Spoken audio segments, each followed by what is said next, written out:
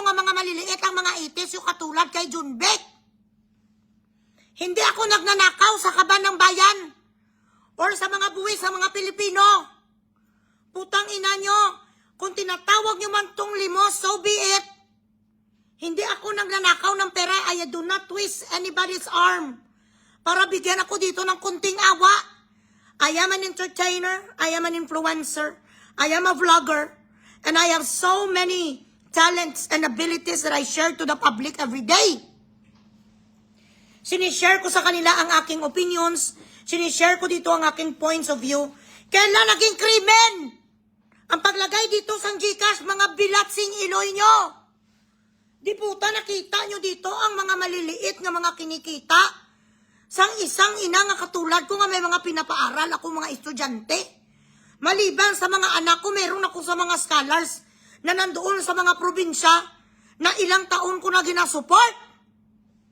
Parang pinapalabas isang mga di puta, Presidential Communication Office. Peh! Bilatsing iloy nyo. Kaming mga maliliit na mamayan, ginaisgan nyo. Hindi ko ginagamit ang presidente nyo nga ugok, nga si Casper, nga may double body, nga may multiplicity, hindi namin alam kung totoo sa nga buhay, totoo sa nga patay, kung ano nga klase nga cancer meron siya. Pero isa lang ang alam namin, ang gobyerno nyo pulpol. Bilatsing iloy, sa kaliliit lang ni Yudi Putas ang kinikita namin piso-piso. Tapos you're trying to make it look like na Yudi Puta, pinagkikitaan ng presidente. Anong ipagkikitaan sa kanya? Inubos na ganing pera namin. Di puta, you got nothing better to do in this lifetime. Sa kadami-dami, bilatsing iloy isang problema sa Pilipinas. Si Bugres gid ang nakita sang alpot nga si Satanas, ikong malaway kang unano ka. Pandak! Tsura sang baka. Total kay tsindi ka sang Ilonggo. Amo ni mambal ko si mo, oy, Satanas mo na Lisa. Mag-50 ka pa katambleng. Magpila ka bisis ka pambilat sing iloy mo magano ka. Magpila ka bisis ka pa nga mag-spray kitek kag ipakayo mo ang imo nga tsurang bukaw-bukaw ka nga kiro-kirupe. Daw kapid ka mo nga duwa ni Jerbel Bigakon. Kahit anong gawin mo, hindi ka magwapa sa kunday, isaon kang gaga ka. Hindi tanan nga tao maswito mo kay Ilonggo, kay di ba kay Chindi kay Ilonggoon takaputa. Why kuya simo madlok? Why aga kurog ang tinggil ko simo? Bilat sing iloy kagamay-gamay simo nga pagbabay square lang tabla. Wala lang tagamitanay sang imo posisyon. Madumugay lang kabalalis. Di puta ka pa kay alamera ka sang kabuhi sa mga tao bilat sing iloy mo.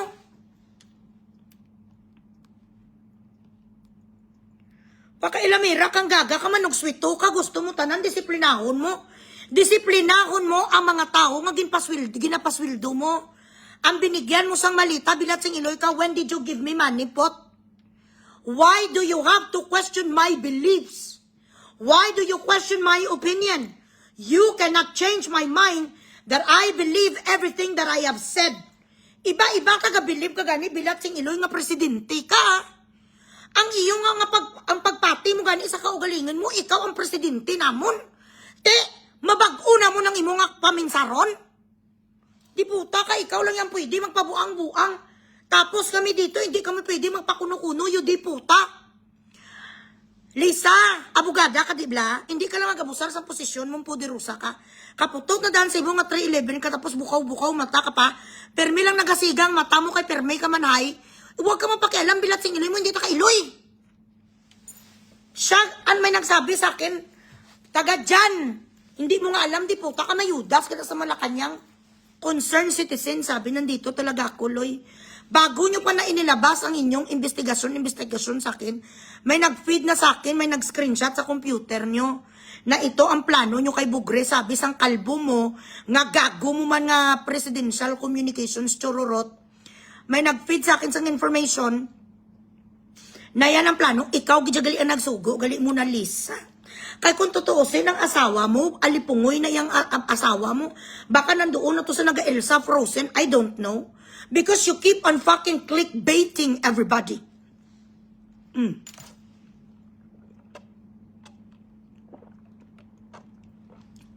Bobo ka? Harapin mo ang kaso mo, Bilatsing Iloy, maharap ka sa sutukin, kung di ka bigago. Hindi ka na umuwi si Harry Roque, yung di puta nga spokesperson sa noon ni Digong. Mauwi ka sa Pilipinas, kung di ka alipungoy.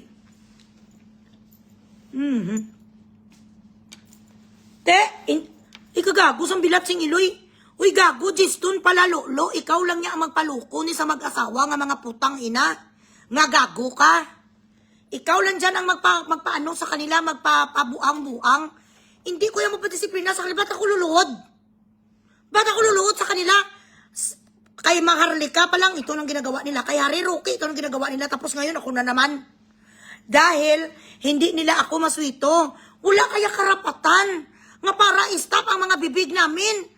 Who the fuck gave you the right to fucking stop my mouth on a treadmill? Wala galing may nakastop sa inyo sa pagnanakaw, Bilatsing Iloy.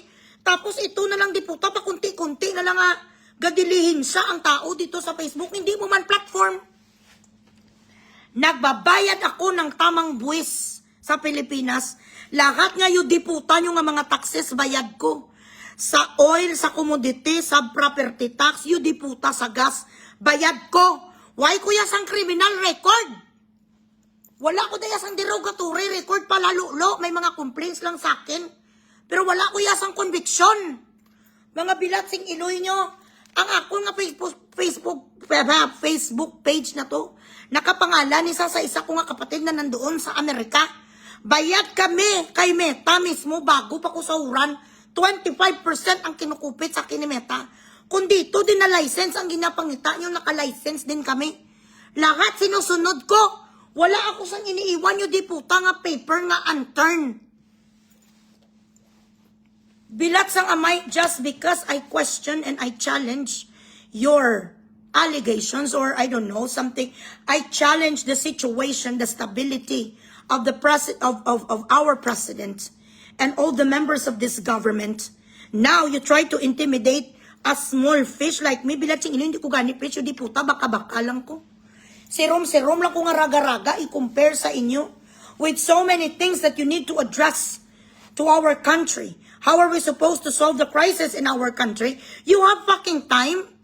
Nga ang uya sa mga kwando may, sabi ni Marolica, may isa daw na sila kadukol center nga building. Diyan sa Malacanang, ang kanila lang nga ginatutuka lang sa social media. You are so obsessed about your name, about your administration, but you are not doing things for you na para i-admire kayo sa mga tao. Ang mga nag-admire lang sa inyo, mga puro lahat, mga adiktos. Ganon. Kaya dapat alam nyo to kasi hindi naman kayo bago sa politika na talagang may mga tao na papalag sa inyo. Tapos ako maldita, kaganing Bilatsing Iloy ka nga, hindi ka gwapa Nagmamaldita, kaganing di puta ka nga 3 lang, kahit unano ka. Bukaw-bukaw ka pa mata mo, nga dumay hypothyroidism, kaman nga dumay cancer of the throat, kaman. Nagmamaldita ka gani ngayon ang sitwasyon mong kapangit pasi mo manamit. Bilatsing Iloy tapos baka pa ang paa mo do wala ka bala sa maganda nga tingnan sa kanya. Hindi ka man totoo nga mayaman nga araneta nga ano ka. Nagmamaldita ka gani nga tsararat ka, ako pa nga matahom ko. Ako pa nga mistisa ko, wag kang ganon. Kanya-kanya tong diskarte, dapat maligaya ka na sa life mo. Maligaya ka na dapat sa life mo kasi may bilyunis ka na. Kahit mamatay kami ditong lahat. Sa pagsingil sa inyo. Sa ninakaw nyo, wala naman kami gawa kasi nasaan na to ya. Kung saan nyo na to ya ginlibing. Katulad din noon, no ang tatay ng asawa mo ay minatet sa amin ang lahat ng karangyaan sa Pilipinas. Wala man kami nagawa. May nakuha sa inyo nga mga alahas, di amo lang na. The rest you kept it. You're keeping it until now. Kaya mali talaga ang naging desisyon ni VP Sara na bigyan ng pagkakataon ang pamilya nyo nga mga matet koayla. Yun ang totoo. Kaya nga nagsabi si VP Sara, hindi ko kayang lumuhod isa-isa sa mga Pilipino. Sinuway kasi ni VP Sara ang advice si Tatay Digong na dapat tandem sila ni Senator Bongo, but people makes mistakes. She has her own reasons why she made a rather stupid decision na magtandem sa asawa mo kasi si Inday Sara do she gives chances to people. Kaya yan ang sabi niya, hindi ko kayang lumuhod isa-isa sa mga Pilipino sa nagawa ko kasi alam naman ng lahat na kung kayo lang, Bilatsing Iloy, There were times that you did not even landslide in your own province, in your own district. People doesn't want you. Tapos ngayon file ni nagkapasipsip ng mga bilatsing iloy niyo. Nga mga gago maliliit tite. Yuta nyo. Akala nyo ma-intimidate ko kung mamatay. Ako bukas di mamatay eh. Yudi puta. I have one day to die anyway. Yun ang nakasaad sa Proverbs. A time to die, a time to live. A time to cry, a time to smile and laugh. A time to hate, a time to love. Yun ang sabi ni Proverbs kag ni Habakkuk. Hindi ko ya natatakot. Pero miniling ko lang sa inyo, kung gusto nyo man ko ipatay siya, isang saksak lang. Dito yung kusaksakin or sa heart, wag nyo na lang akong pahirapan pag ma-hospital. Pag kumuha ka talaga kayo sang somebody nga talagang straight bullet, tsabla, alam ko hindi talaga kayo makakapasok dito na mga baril-barilan. Ang pwede nyo lang talagang gawin sa akin, kung gusto nyo talaga ko ipasaksak, sabihin nyo sa uutusan nyo nga dito, nyo talaga ko tagain sa puso, isa kasaksak, nga wala ko bala may maramdaman, wala kay I don't wanna die ugly, you know what I mean? So yun na lang ipabor nyo sa akin, less kay ikaw kasi, duwag ka. May mga ginasugo ka lang ang mga tao na gagawa ng iyong mga dirty works. So yun ang iniling ko sa iyo kung meron ka man sa ipalabas dyan sa bilibid. According sa nagsabi sa akin ito allegedly.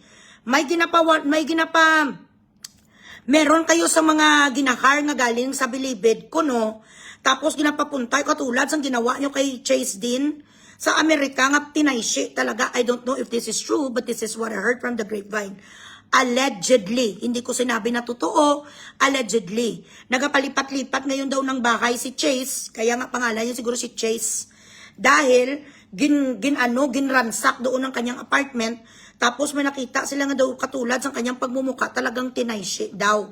So nginiling ko sa inyo, kung meron kayo sa ngihar, ma'am, please pakiwasay na lang ng ulo kung ma'am nga tayshi kagad. Para wala na kayong problema. Kasi kung hindi ko matayshi kagad, sasabihin ko talaga naging patayshi nyo ko. So, i-make sure nyo na straight talaga nga expert yung magtatayshi sa akin kasi gina-ready ko ng sarili ko eh. Ang mga tao nga katulad nyo, hindi kayo marunong lumaban nga laban lang bala nga patas. Ginagamit nyo ang inyong pera, ginagamit yung inyong impluensya. Tapos ang gusto sa mga bilat, makurog-kurog ka, the DOJ is investigating, ay wala ko yasimo naglock. Hindi ako natatakot sa inyo. Sa Diyos lang ko natatakot. Sa Kanya lang kululuhog kagingi ng tawad. Sa lahat nga grabyo nga ginawa niyo sa Pilipino simula sa full 1970s, dekada 60 hanggang ngayon putang ina.